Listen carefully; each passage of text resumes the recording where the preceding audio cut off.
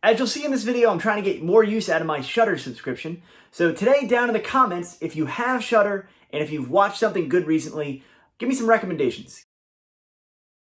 Hello, I'm Adam Caesar. This is Project Black T-shirt, the channel where I take a new or a reissue horror movie and then pair it with a reading recommendation that you might like if you like those movies. I'm the author of Clown in the Cornfield, the teen slasher sensation sweeping the nation, and a bunch of other books that you can go check out if you enjoy horror, if you enjoy reading. Even if you don't enjoy reading, if you like audiobooks, I got a bunch of stuff for you to check out. And I really, really appreciate you reading and telling your friends and leaving reviews on Amazon and Goodreads and Barnes & Noble and wherever you can leave reviews. That stuff really, really helps me out, so I really appreciate you. Recently, I've been getting comments on my older Shudder videos where I featured Shudder exclusive movies and talked about them, or where I reviewed the service itself, and people were like, oh, the service is very different. The service has a lot of new stuff. Can you do more Shudder videos? Can you talk about stuff that's streaming on Shudder? Recently caught my eye that they had the exclusive rights to the remake of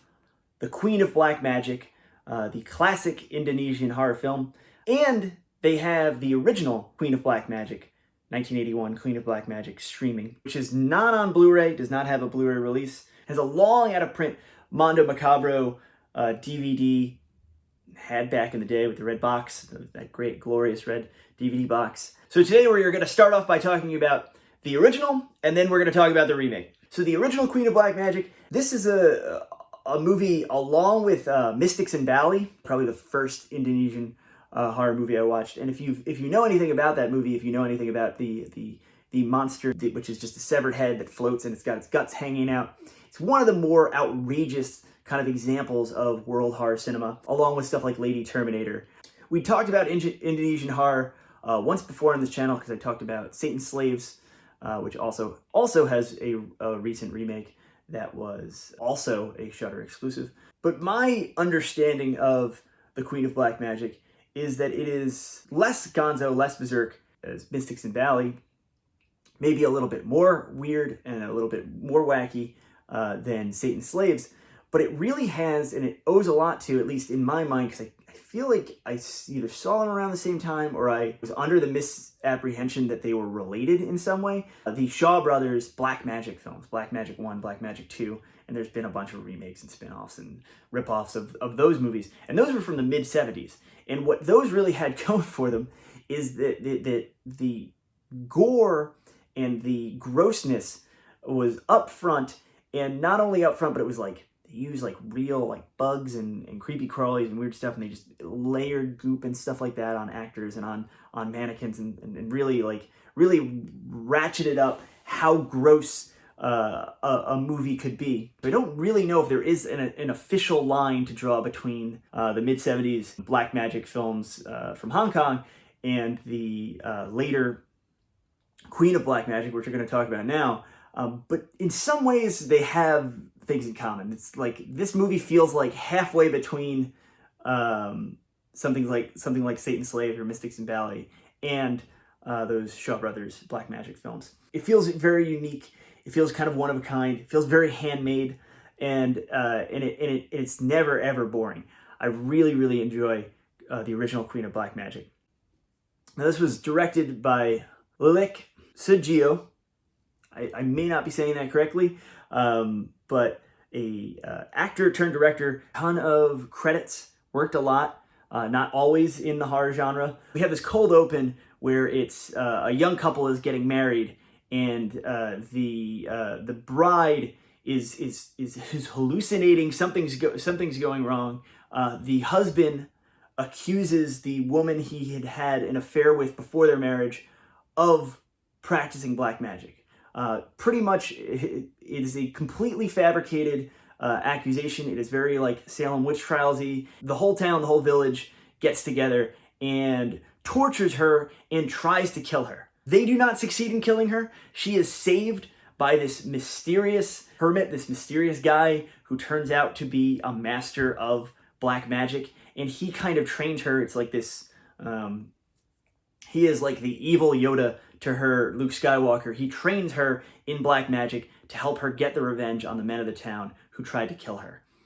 It is Very straightforward kind of revenge story. It's different because it gets to the second act and we kind of fulfill the revenge, and then there's this whole third act that is basically a coda, where there are big plot twists and big reveals, and a new stranger comes to town to try to help things. It is a very uniquely structured movie, and also one which we talked about when we talked a little bit about when we talked about Satan's Slave. I don't even remember what video that was in. We talked about the Severin Blu-ray release of Satan's Slaves. I talked about how interesting it was, where you look at movies like The Conjuring and, to a lesser extent, The Exorcist, or any kind of exorcism movie, any kind of Amityville Horror possession movie. Like, they are the classics of American horror, and they're kind of inextricable from their, Judeo-Christian, Catholic, sometimes, religiosity. And in Indonesia, it's very interesting because you have a Muslim majority country, and they are incorporating religion and religiosity and devoutness in a pretty different way, in a pretty upfront way, where the Queen of Black Magic, the original, not the remake, because we're going to talk about that difference in a second, is almost like a religious scare film in a lot of ways. It is very moralistic. We have characters that are immune from the plight of black magic because they pray, are able to defeat evil because they pray, because they are devout Muslims. We have the implication that the whole town kind of sucks, and they did gang up and try to kill this woman because they only use the temple when they are when they're in need of something. Like if the character says something about, oh well, the crops are good and they've always been good, so no one comes and prays anymore. So no one in this town really prays. It's interesting, and it doesn't in any way detract from the movie, because I'm not a super religious person, but I just find it interesting that this is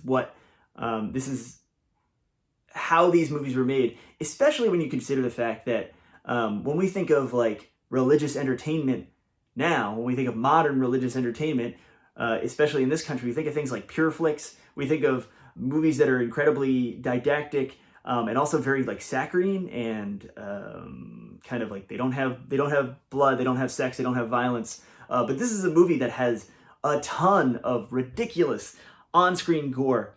A guy tears off his own head, and you think that that's crazy, and then the head comes to life and starts flying around and starts biting people. Guy gets sucked down into a rice paddy and then comes back up, and he's covered in actual real live earthworms, and not like tiny earthworms in the northeast of America, like huge, like snakes earthworms. They got one in his mouth.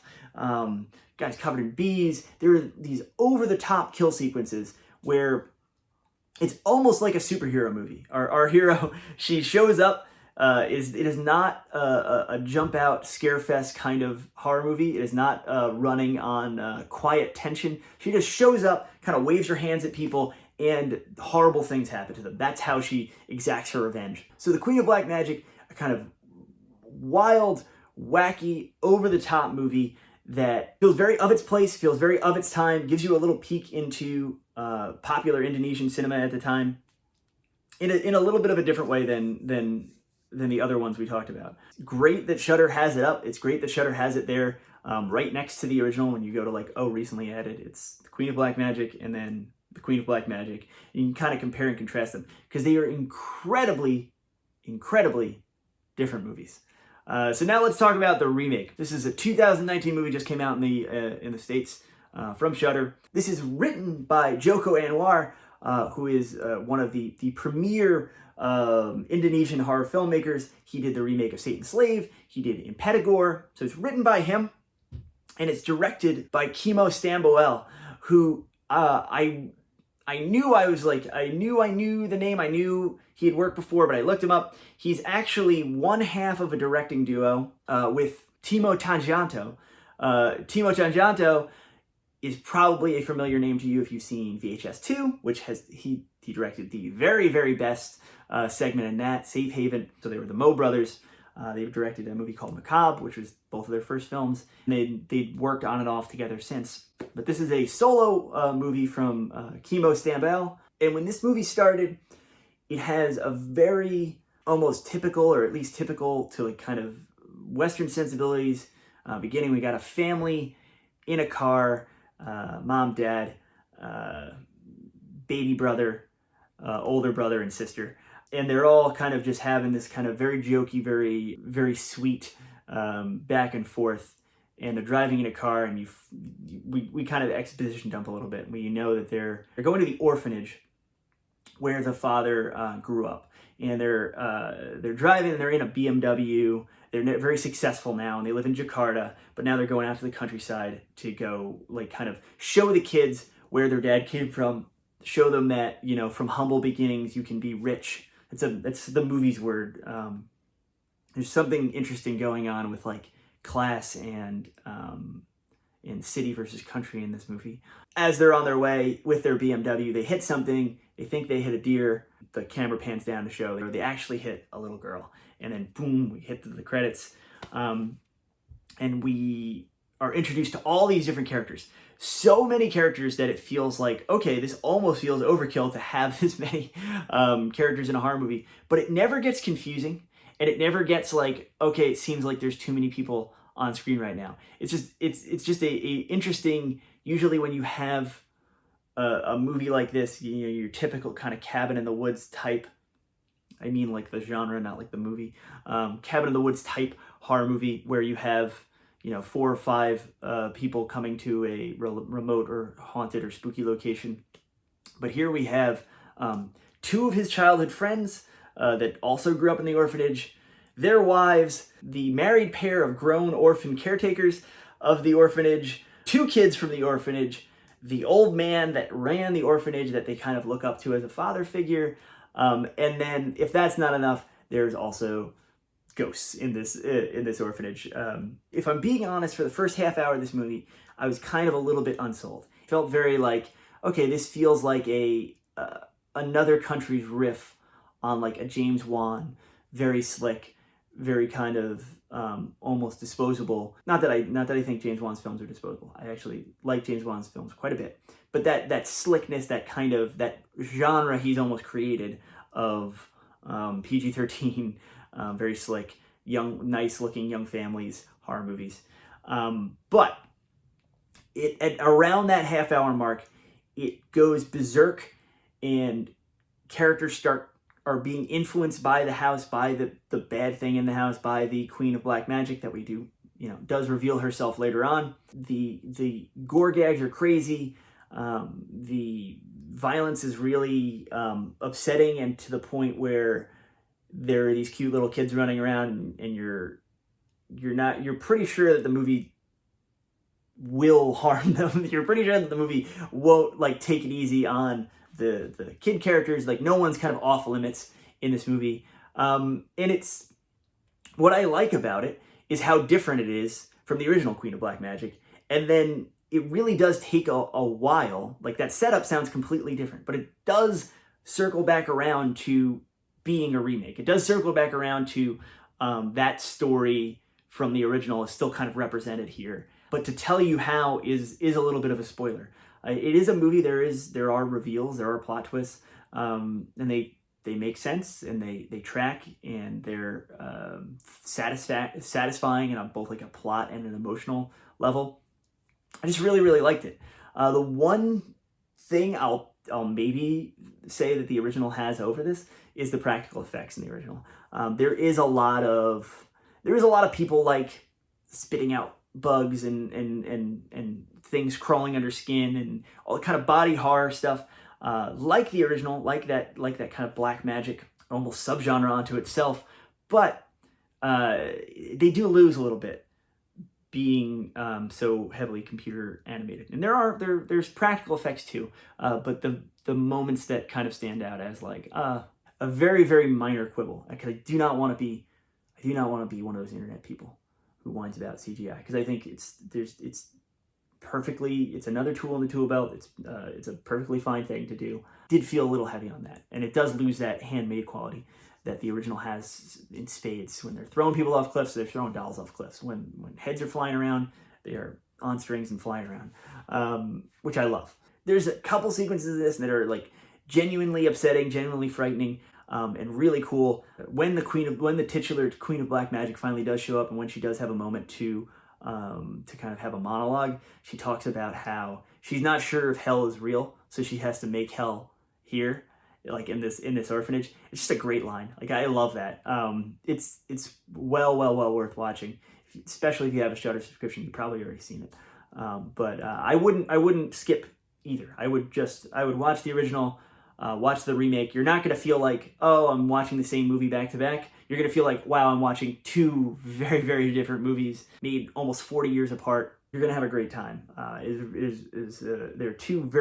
They're different tonally, they're different aesthetically, but they're a really great kind of example of what Indonesian horror cinema is about and what it can kind of do.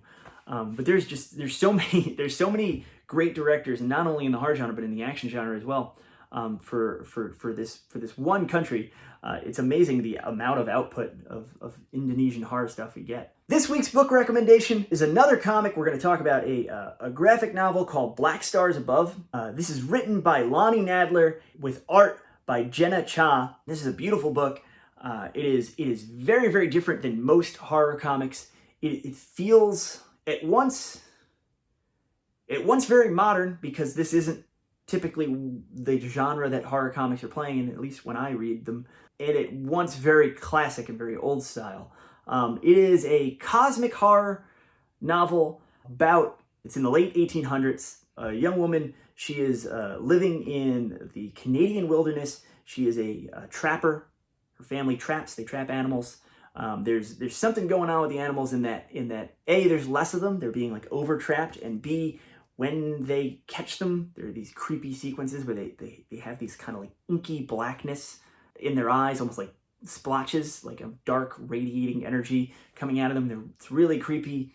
And she leaves. She's done with this, goes off on her own, and we're reading her journal as the narration, as she's trying to get out of the Canadian wilderness, and she's encountering different creatures and different people who are kind of, in a way, like damned almost. Some of the dialogue's in French, some of the dialogue's in English, and some of the dialogue is native. Early on, especially, there's delineation between when characters are speaking what and who can understand what. And it feels steeped. It feels incredibly Canadian, because it feels steeped in Canadian history that, as an American who barely knows American history, was A, news to me. B, I had to, like, you almost want to look up like what exactly is going on here.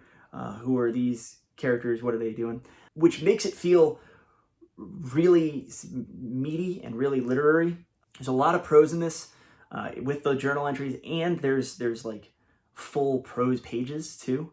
But it feels substantial, and it feels cosmic in a way that is not cosmic horror in some ways, especially in comics and especially in film, has become kind of an interchangeable word with Lovecraftian.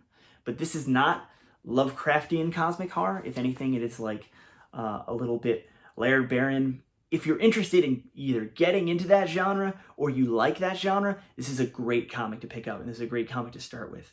I hadn't heard of it. It's Vault Comics. Somehow I'd missed it. I've read a bunch of their titles. I've talked about some of their titles before. Somehow I'd missed it, but it showed up on the Stoker prelim, on the Stoker Preliminary Awards. It was named. And then that day, I think, someone had commented on one of my other videos where I was talking about comics and asked, have you read Black Stars Above? And I kind of felt like kismet, I should read it. But yeah, it's fantastic. It's really good. It's very different than a lot of comics I've read, very different than a lot of cosmic horror stories, because of the setting and because of how it deals with the not so nice parts of Canadian history and Canadian culture. But it is really wonderful. I can't recommend it enough. It's very weird. It goes to some very weird places. She gains a little companion on her trip. It's a like weird lone wolf and cub stuff going on. But it's well worth picking up. I think there's a paperback, already a collected paperback edition. I got the digital copy, but really good, really good. Black Stars Above by Lonnie Nadler and Jenna Cha. If you like this video, please hit like. If you really like this video and want to see more like it, subscribe and go check out the rest of my channel. Again, the book is Clown in a Cornfield. Clive Barker called me an author who knows how to make you afraid. I'm Adam Caesar. I will see you next week where we'll talk more horror, more books, more movies. We're just loving it here. All right, bye guys.